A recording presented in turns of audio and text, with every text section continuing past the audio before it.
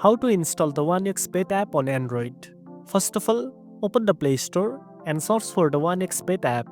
In many countries, this app is not available on the Play Store, so you might not find it there. If you don't see it, open your web browser and search for OneXBet. Find the official website link called onexbet.mobi in the search results and tap to open it.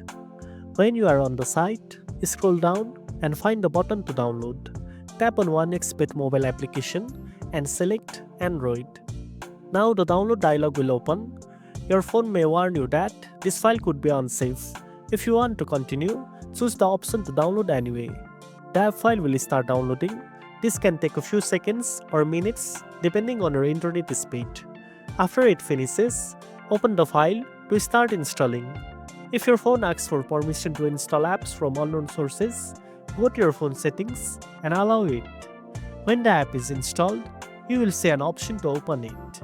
Tap open and the OneXBet app will be ready to use on your phone. This is the best way to get the OneXBet app if it is not available in your Play Store. And that's it. Now you know how to install the OneXBet app on your phone.